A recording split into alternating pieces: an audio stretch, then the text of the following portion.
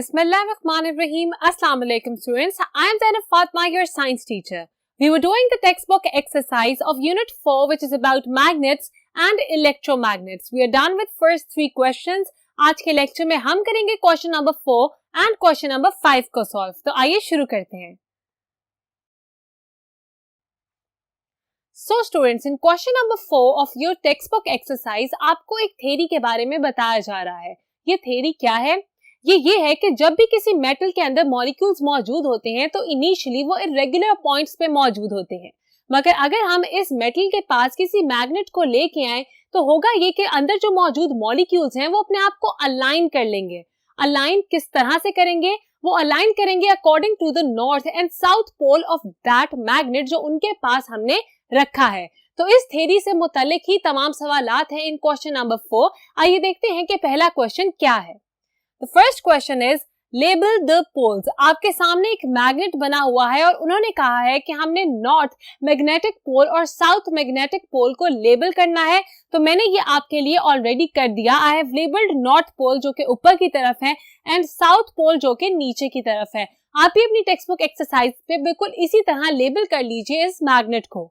Moving towards the second question, explain how an unmagnetized iron bar is attracted by a magnet. एक iron bar है जो कि अनमैग्नेटाइज्ड है. इसका मतलब कि ये एक नॉर्मल आयरन बार है. ये क्यों अट्रैक्ट हो रही है किसी मैग्नेट से? आपने इस चैप्टर में पढ़ा कि एक मैग्नेट दूसरे मैग्नेट को किस तरह से अट्रैक्ट करता है.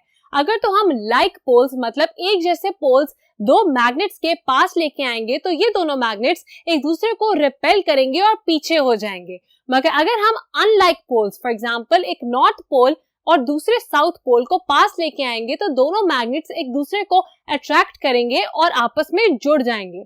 तो आपको पता चल गया कि दो मैग्नेट्स एक दूसरे को किस तरह से अट्रैक्ट करते हैं.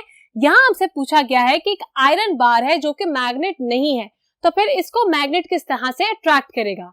पहले हम आंसर को रीड आउट करेंगे, then I will explain. When a magnet is placed near an iron bar, जब हम एक मैग्नेट को एक आयरन बार के पास लेके आते हैं, the molecular magnets in the bar line up in groups to form domains. जो मोलेकुलर मैग्नेट्स हैं, मैंने अभी थ्योरी डिस्कस की थी इस क्वेश्चन को स्टार्ट करने से पहले, तो आपको पता चल गया कि मोलेकुलर मैग्नेट्स क्या होते हैं. ये जो बार में मौजूद आयरन बार में मौजूद मोलेकुलर मैग्नेट्स हैं, ये अट्रैक्ट होंगे बाय द मैग्नेटिक फील्ड उस मैग्नेट की जो कि हम पास लेके आए हैं इस आयरन बार के. They will line up in groups to form domains. अब इनिशियली जो ये मोलेकुलर मैग्नेट्स हैं इनकी पोजीशन इरेगुलर थी, मगर जब हम मैग्नेटिक फील्ड इनके पास लेके आए तो इन मोलेकुलर मैग्नेट्स ने अपने आप को अलाइन कर लिया, और जिस तरीके से ये अपने आप को अलाइन करते हैं उसको हम कहते हैं डोमेन्स. अब आपको पता चल गया यहाँ तक कि क्या कॉन्सेप्ट है एक आयरन बार का अट्रैक्ट होने का टुवर्ड्स अ मैग्नेट, मगर मैं आपको एक डायग्राम के थ्रू इसको और अच्छी तरह से एक्सप्लेन कर देती हूँ. तो आपके सामने मैंने बनाई इस तरह से iron bar. This is the iron rod या फिर आयरन बार जिसकी बात हो रही है इस क्वेश्चन में. This is the initial phase. यहाँ पे जो अंदर मैंने एरोज ड्रॉ किए हैं, these are actually the molecules जो कि वहां पे इरेगुलर शेप में मौजूद है. हमने यहाँ पे जब मैग्नेट उनके पास किया तो आप देख सकते हैं कि किस तरह तमीज से उन्होंने अपने आप को अलाइन कर लिया. ये जो अलाइनमेंट है this is according to the magnetic field, मतलब जो उस मैग्नेट की मैग्नेटिक फील्ड की डायरेक्शन होगी उस डायरेक्शन में ये मोलेकुलर मैग्नेट्स अपने आप को अलाइन कर लेंगे. मैंने इसके साथ लिखा these domains are sensitive to magnetic field. ये जो मैग्नेटिक फील्ड के साथ इनका एक्सपोजर है ये बहुत सेंसिटिव होते हैं, ये फौरन से अपने आप को उसके मुताबिक सेट कर लेते हैं. अब आप देख सकते हैं that the direction is over there from the right side to the left side. इसका मतलब कि ये होगा हमारा नॉर्थ पोल और ये होगा हमारा साउथ पोल, क्योंकि कोई भी मैग्नेट हो उसमें मैग्नेटिक फील्ड की डायरेक्शन होती है from the north pole towards the south pole. तो इस तरह से इरेगुलर मोलेकुलर मैग्नेट्स ने अपने आप को अलाइन करके रेगुलर शेप में ले आए. नीचे मैंने लिखा है as a result the iron bar becomes magnetised. अब यहाँ पे क्योंकि पोल्स बन गए हैं इसका मतलब कि ये एक टेम्पररी मैग्नेट है जिसको हम कहते हैं इंड्यूस्ड मैग्नेटिज्म. इसके अंदर क्योंकि एक तरह का मैग्नेट फॉर्म हो गया है इसलिए ये बिल्कुल दो मैग्नेट्स की तरह अट्रैक्ट हो जाएगा किसी मैग्नेट की तरफ. तो मुझे उम्मीद है कि आपको ये कॉन्सेप्ट बिल्कुल अच्छे से समझ आ गया होगा और ये भी उम्मीद है कि आप मेरे साथ साथ तमाम आंसर्स को नोट डाउन कर रहे हैं। Now we can move towards question number 5. Question number 5, the first part is describe 2 ways of turning a steel rod into a permanent magnet.